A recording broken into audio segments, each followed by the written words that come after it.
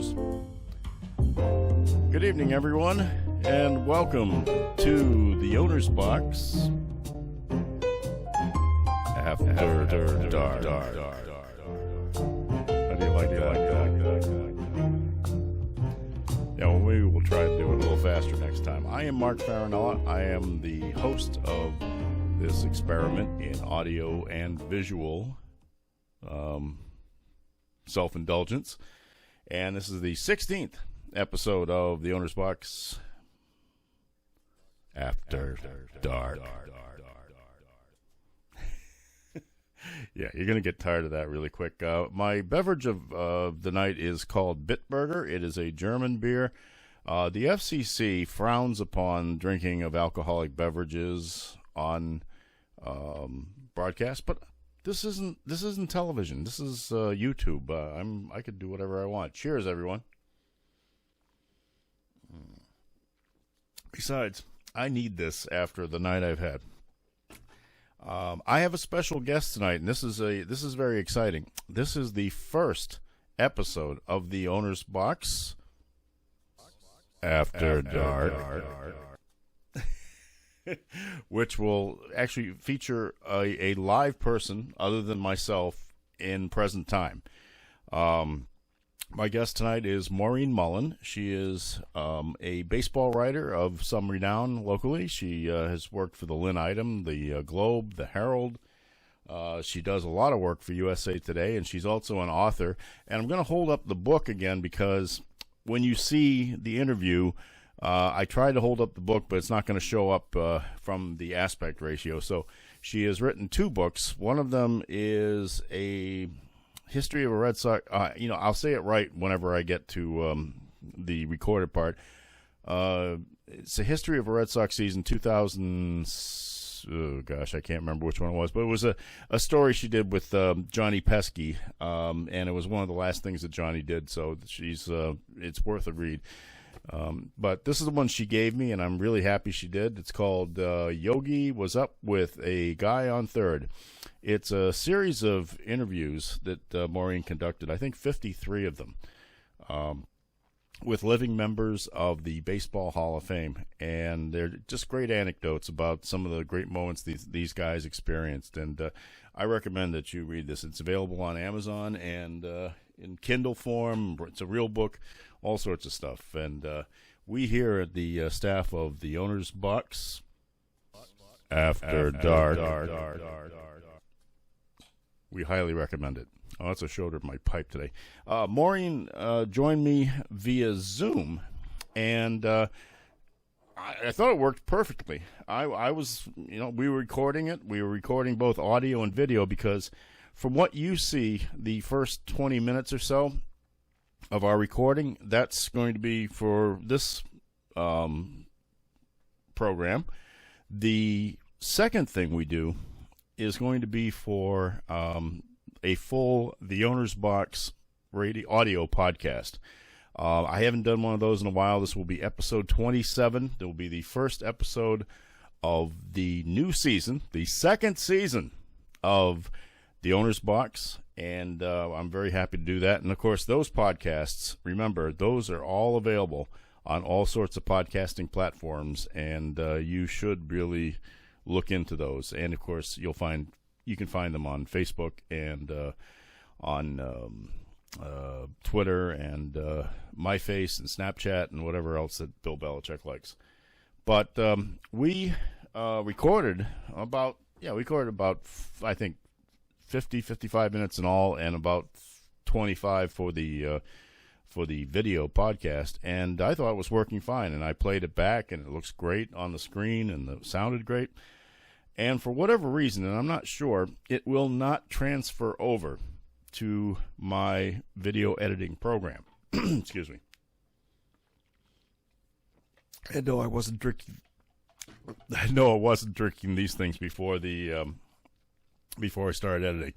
No, I just don't know what it is. It might be something with the aspect ratio or something. I tried to look at things, but I'm in a little bit of a hurry, so I don't really want to delve into it too deeply. And also, I had done some Skype split screen recordings before. Now, nothing that's been published or put out there into the interwebs, but I used it kind of as a test, and I drew it into my program, and it worked fine. So I don't know why I can't get the Zoom to work. But one way or the other, what I did, and it's going to look a little strange, but I think it gets across. I actually took a small video camera, and I recorded the entire thing off the screen of my big Dell monitor that I normally do all the editing on anyway. So it's going to look a little amateurish and a little crooked, and we'll try to edit some stuff in here and there. But it's a great interview with Maureen. We talk about the complete disaster that this Red Sox season has turned into. Now, Maureen is not a full-time writer covering the Red Sox, but she was at spring training this year, the original spring training, before everything went to hell, thanks to the coronavirus. And she had some great insights, and she's smart, and she knows the game, and she's a veteran reporter. She's been doing it since the turn of the century, in fact. And I am very glad that she's joined me for the second time here, and the first time on the Owner's Box After Dark. So I will now edit all that together, and I'll be back after the program finishes. Hopefully it doesn't look too bad, and we will chat about a few things at the end of that. Enjoy.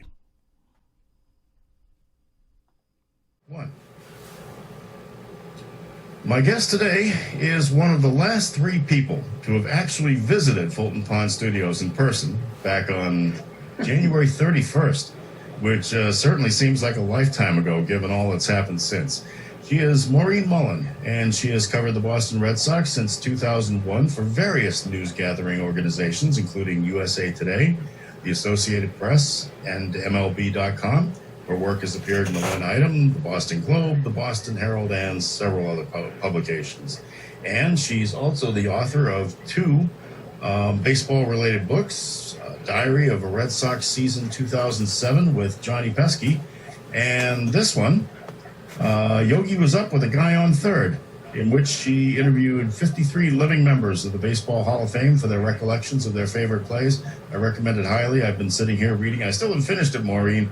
You gave it to me on January 31st. Tells you how I often kind of put things off, but I have gotten about halfway. You've been busy. I've gotten halfway through it. I love it. So, Maureen is... It's easy reading, too. It is. Maureen is appearing virtually via Zoom, and it is so good to see you again, my friend.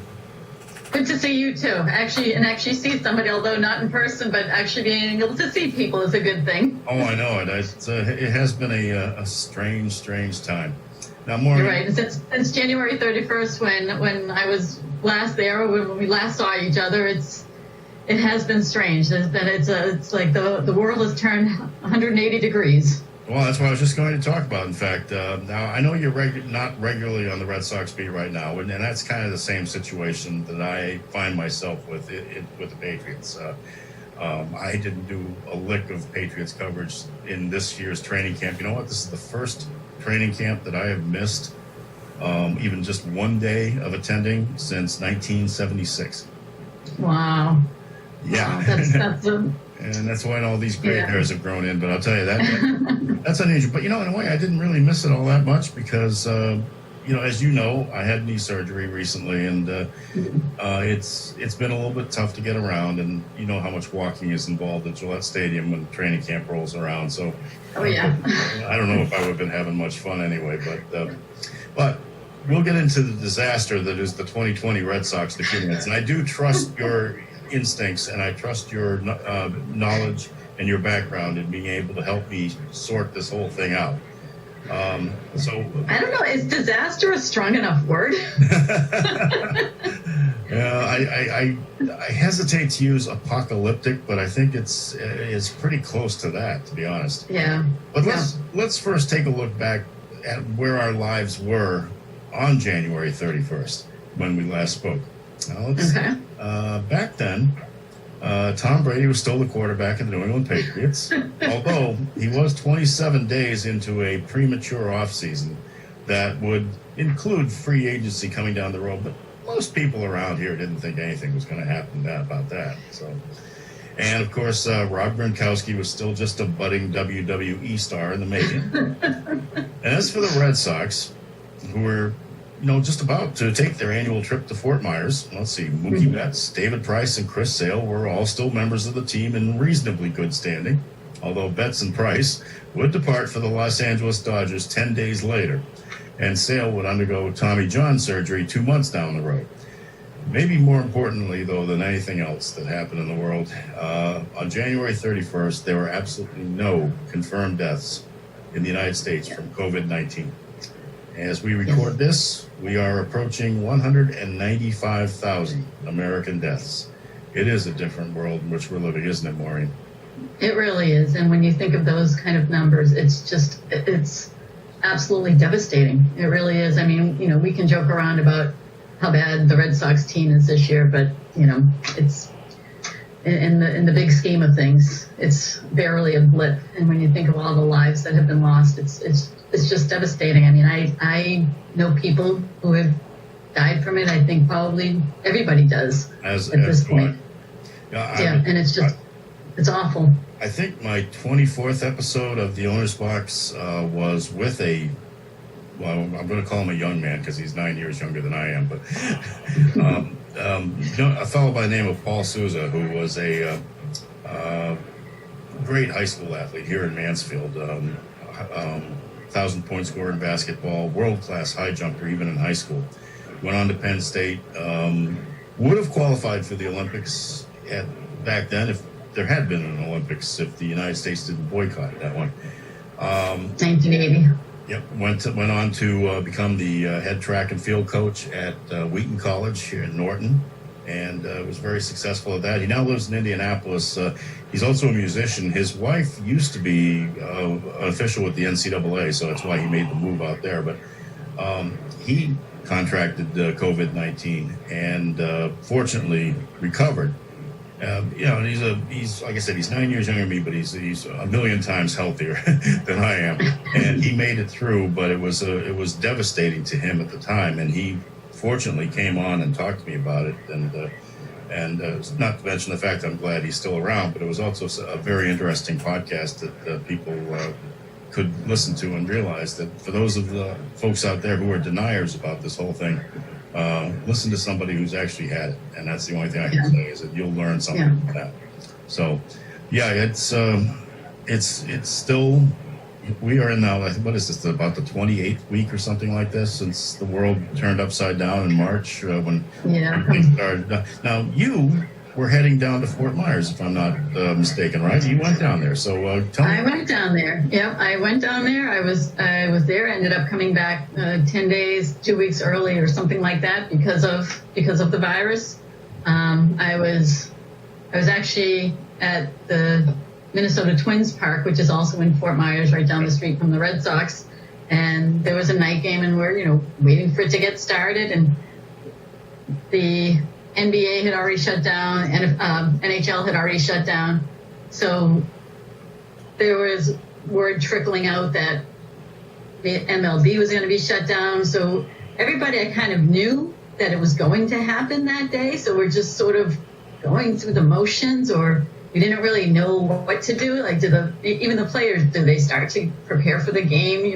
What do we do? Nobody's ever been in this situation before. So it was all very, very strange. It was the strangest ending to spring training I've ever had, and the only other one that even comes close was in 2008 when the Red Sox and the A's were supposed to go to Japan to open the season over there.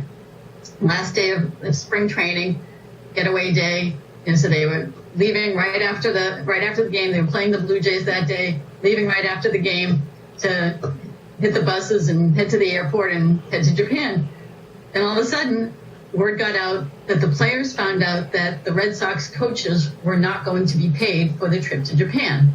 Oh, wow. So they were going to boycott, and kudos to them for sticking up for the coaches. They were going to boycott the trip to Japan, and they got together with the Blue Jays. I think Vernon Wells was the player rep for the Blue Jays at the time. They got together with the Blue Jays and they said, we're going to sit out this game until you decide to pay the coaches, and we're not going to Japan. So everybody's just, we're up in the press box just waiting for a game, maybe not a game. Eventually, I think it was about after an hour or so, the MLB gave in. They're going to pay the coaches, and the game started. And you talk about getaway days. I mean, we know what getaway days are like. It's in the clubhouse afterwards. It's zip, zip, zip. Everybody's trying to get out as fast as possible. And in spring training getaway days, that last day of spring training, you see like a lot of guys up there swinging at the first pitch, no matter where it is, even if the pitcher hasn't released it yet. Just swinging to get out of there. That was a getaway day like I have never seen before, and I'm sure I will never see again. But yeah, I think that was probably the fastest spring training game we've ever seen. That went a full 9 innings too. But on really different ends of the spectrum of how a strange spring training ended. That one, there were certainly no health issues at stake. And this one, it was just really strange, because even leading up to that, you go to meet with the manager before the game or after the game, and, you're supposed to be sitting 6 feet back, and there's some social distancing, but nobody was wearing masks yet. And, are we supposed to shake hands? Are we not supposed to shake hands? It was all very strange. And, that last day was just, it was surreal. So, and then I wasn't sure, okay, should I leave now? What if it starts up again? I don't know. And then I thought, well, you know what? At that point, there was word that the airlines might even be shutting down. So I just said, all right, I'm just going to grab whatever the first flight I can get and get back home. So I ended up coming home. I think it was 10 days, 2 weeks early. So, and then it was that was last time I'd been at a baseball park. Yeah, it was, everything fell like dominoes right around then. I mean, certainly, I think a big part of it all, too, you mentioned the other pro leagues, and then the NCAA canceled all of its postseason basketball tournaments, which affected a lot of friends that I have who are in the coaching profession. It certainly, it affected us locally here, too, is that we were just approaching the state championship games in the basketball tournament here in the Commonwealth, and I had one team that was supposed to go to Worcester, the Foxborough High girls team, and that game was canceled, and certainly caused a lot of heartbreak, although at least the MIAA did recognize those kids as co-state champions for getting as far as they did, but everything stopped, just like 60 to 0 in like stomping on the brake and all that. There must have been, though, kind of a strange spring training, and I want to talk to you about it because I want to know if there are any indications from that this wreck that we've seen lately was going to take place. I mean, obviously there were all sorts of things that came up. Obviously, Alex Cora had left the team. Supposedly by mutual consent because of his role in the Houston Astros sign stealing scandal, and he would eventually get a year's suspension by Major League Baseball. The Sox didn't name bench coach Ron Renicky as manager until February 11th. Now, how disruptive did that all seem at the time? That's a good question. It was a long time ago. I don't know if it was disruptive. I think everybody, assumed it was going to be him, and that, even though they gave him the interim manager tag, I think they knew that he would be the manager. So I think that was, they sort of looked at it as like, okay, we'll go forward as best we can. But I think there were, other things of as you mentioned, David Price leaving, Mookie Betts, Chris Sale getting hurt. Nobody expected, strangely enough, Eduardo Rodriguez. Strangely enough, David Price would end up opting out with the Dodgers because of COVID-19 fears. And like you mentioned, Rodriguez, certainly his diagnosis and then the potential of heart problems was a real shock to a pitching staff that already was looking pretty questionable as it was. it just seems to me like, certainly given the fact that all this was interrupted in the middle of it, did you feel like, maybe, not knowing at the time that any of this would be resumed, thinking that maybe that could be it? Maybe they would have a year to recover from this and find a way to, replace the players that were gone and have some time to have it not affect them on the field. But then, of course, Major League Baseball came up with a plan to reboot the 2020 season, came up with the 60-game season, play before empty stadiums, expanding the rosters and all that.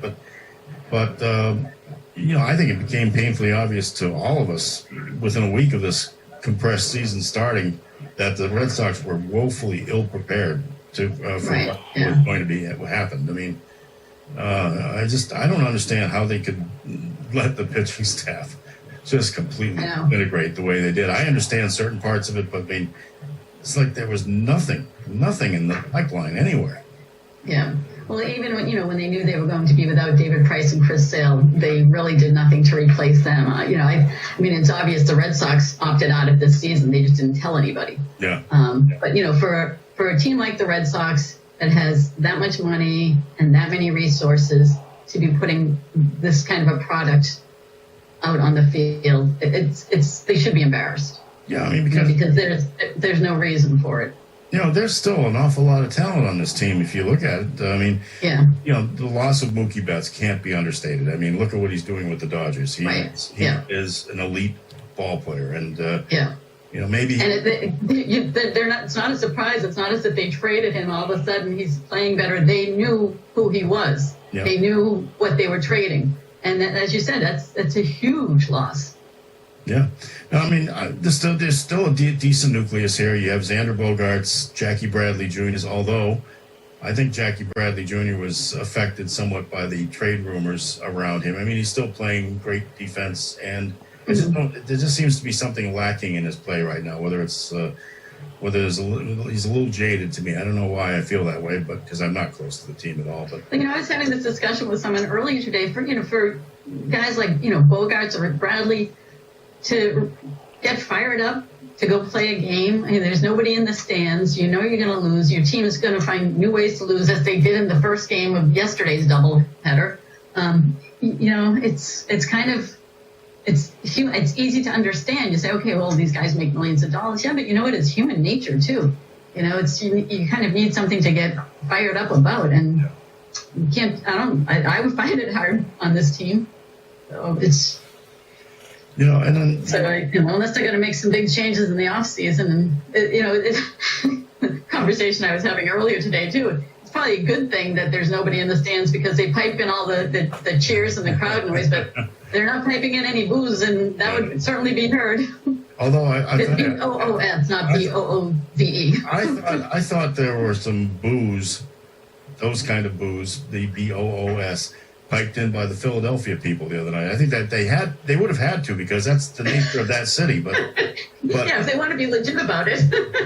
Let's go back to looking at the team a little bit, though, because you look at this and they say, geez, they should be able to do something with this. I mean, all right, Martinez is clueless at the plate this year, and he's blaming the fact that he can't watch video because of the Astros situation and how they've legislated against that now.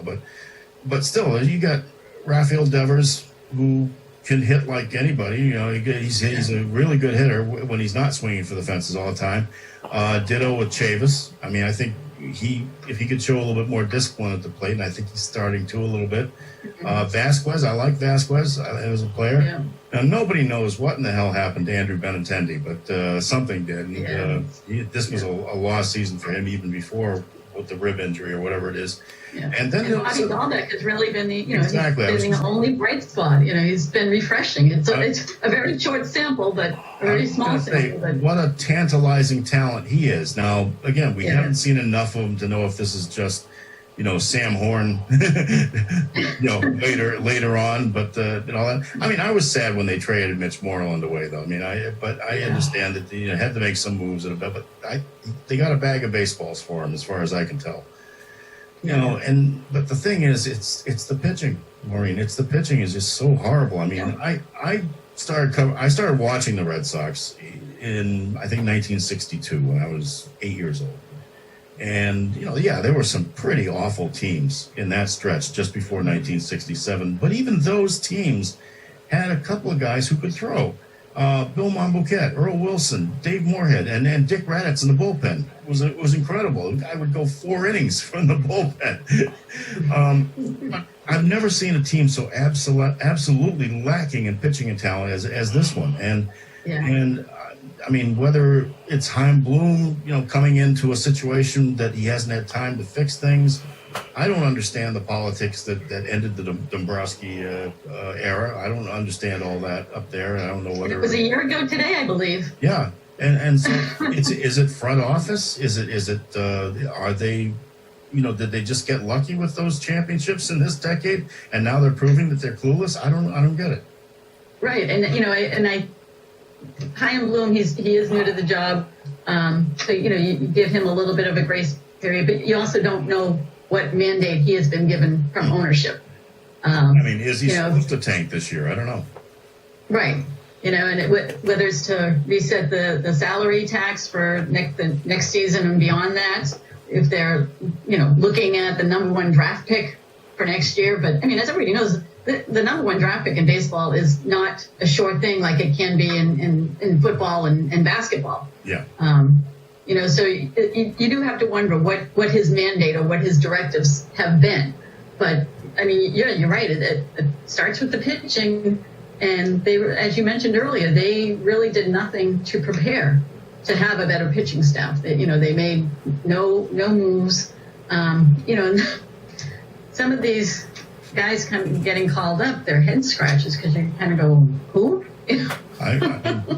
I'm beginning to think that they're going to have to start wearing triple digits on their uniforms because they're going to run out of numbers like 86, 71, et cetera, et cetera.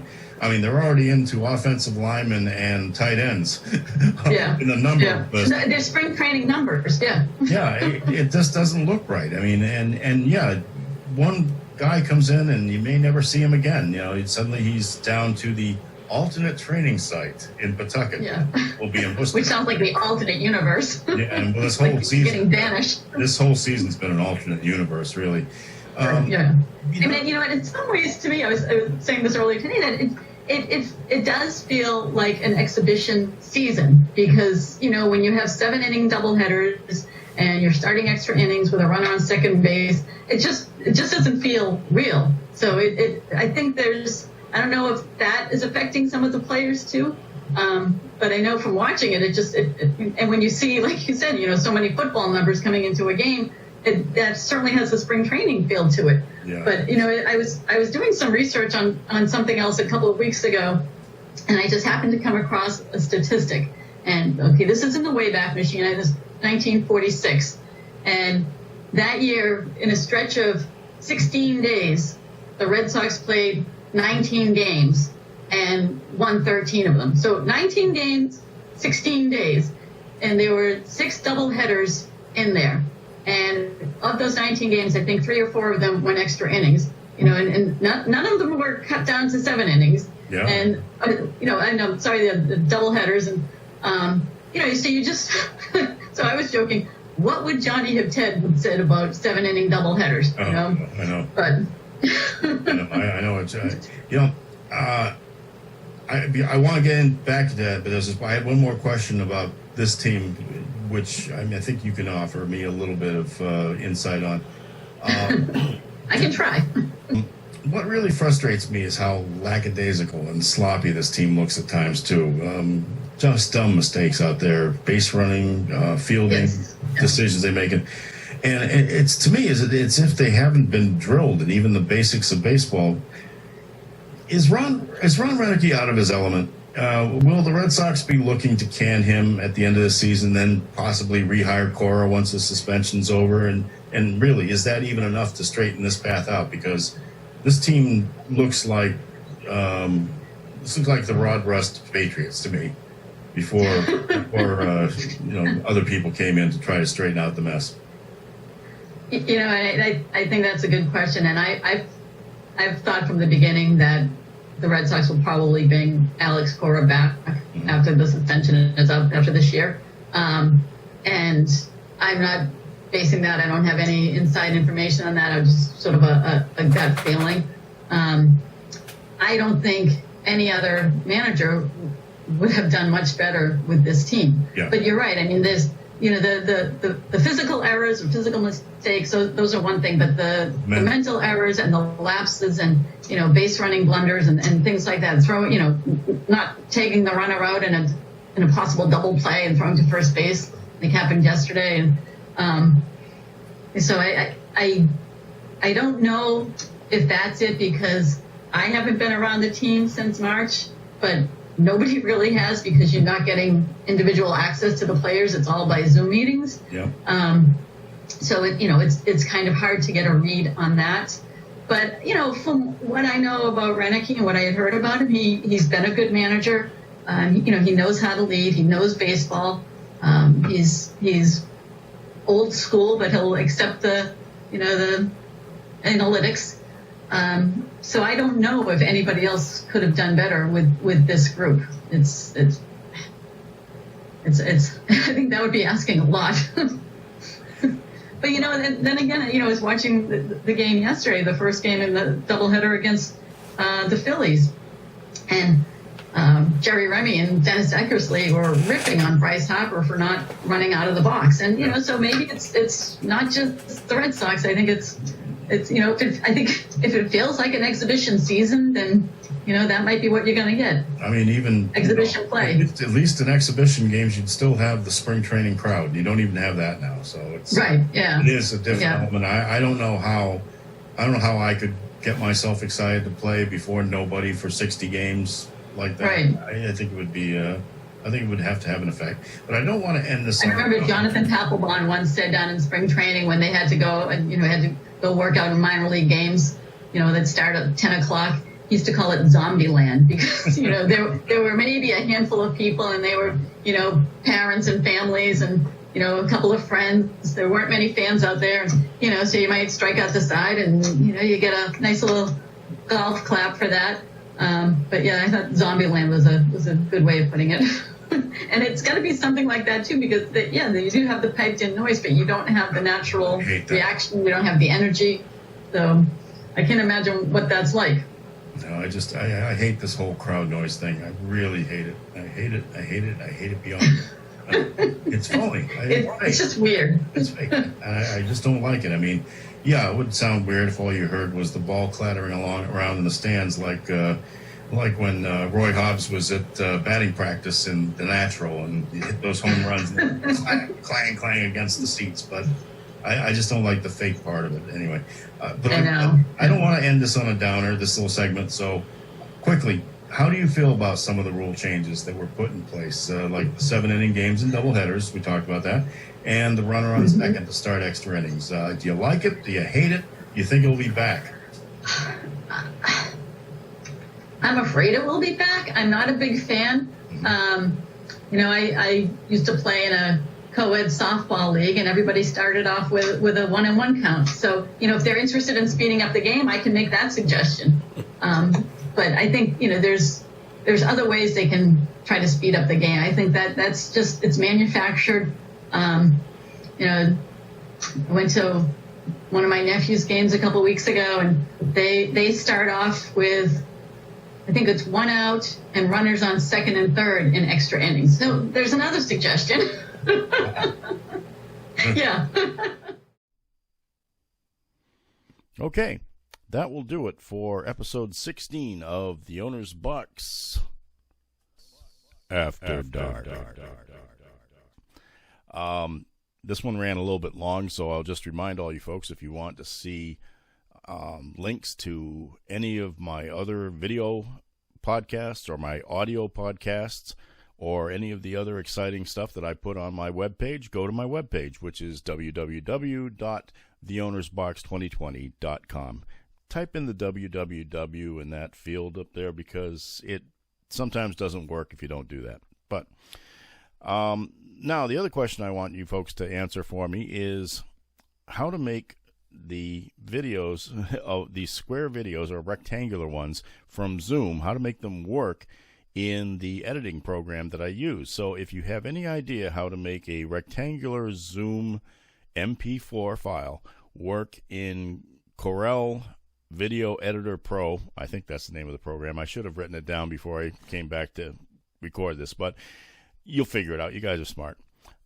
Send me an email at theownersbox2020@gmail.com, or you could also send me snail mail, and it'll take longer to get here, but maybe by that time I will have figured it out. The address here, of course, is the Owner's Box at there's no at there. The Owner's Box, Post Office Box 272, Mansfield, Massachusetts, 02048. I hope to have another one of these done shortly. We're going to have more exciting things coming up in the future, including the possibility of some commercials. But if you know me, you know it's not the average everyday type of commercial. Thank you so much for joining me. Please, everybody, stay safe, wash your hands, use masks, do everything they tell you to do. We are doing really well here in the Commonwealth of Massachusetts, not so well in other places, but this is the place that we live, and we want to make sure that we stay healthy. So please do everything right, take care of yourselves, and remember, this episode is going to be part of a much longer audio podcast, episode 27 of The Owner's Box. Please look for that soon. Thanks again, everyone, and good night, everybody.